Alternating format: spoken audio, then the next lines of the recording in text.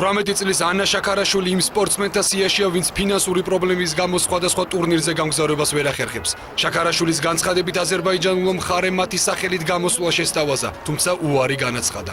3 წელი რაც ამ სპორტით ვარ დაკავებული და 3 წელი რაც საქართველოს ჩემპიონი ვარ, ასევე შიდა ტურნირების პრიზიორი. შაშენ გავხდი აზერბაიჯანში იყო ჩემპიონატი, ღია ტურნირი და ბაქოს ჩემპიონი გავხდით. პრობლემა ის არის, რომ სპორტსმენი როცა იმარჯვებს საქართველოს ჩემპიონატს, გაგ შემდგომი ეტაპს ევროპა და მსოფლიო ჩემპიონატი ქვია და ამ სიაში ყოველთვის ვიყავ. უბრალოდ ფინანსური პრობლემები იყო, სულ ლიდერობდა ფინანსური მხარე. იტალიაში გასამართ ყინულზე ცოცვის ჩემპიონატზე წასასვლელად ქართველ სპორტსმენს $3000 სჭირდება. შაქარაშვილის მწვრთნელის თქმით, ქართველი გოგონა ევროპაში ერთ-ერთი საუკეთესოა, მაგრამ ფინანსური დახმარების გარეშე მისი ჩემპიონატზე გამგზავრება შეუძლებელია.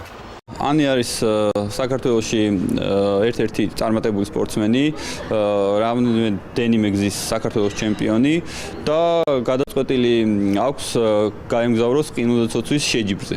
ჯერჯერობით პრობლემა ფინანსური არის და მედოვნებთ, რომ მოვიძიებთ თანხებს, რომ წავიდეთ ამ შეჯიბრზე მონაწილეობის მისაღებად. ეს იმართება იტალიაში.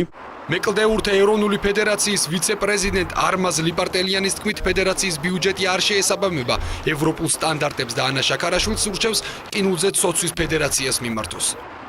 არა გვაქვს იმხელა ფინანსები ჩვენ, რომ ყინულზე ცოცვას დავაფინანსოთ და გავუშვათ სპორტსმენები საზღვარგარეთული. ძალიან კარგი იქნება ჩვენთვისაც და ანასთვისაც, რომ გავიდეს ჩემპიონატზე და სურვილი მაქვს იმისი, თუ იმ სპონსორი გამონახა და დააფინანსებენ, რომ გავიდეს და მიიღოს მონაწილეობა. ყინულზე ცოცვის ფედერაცია კომენტარს არ აკეთებს. თუმცა ინარჩუნებს სპორტის სამინისტროც. ანა შაქარაშვილი საქართველოს კლდეზე ცოცვის ჩემპიონატის მრავალგზის გამარჯვებულია. იტალიაში გასამართი ყინულზე ცოცვის ჩემპიონატის სტარტს იანვრის შუა რიცხვებში აიღებს.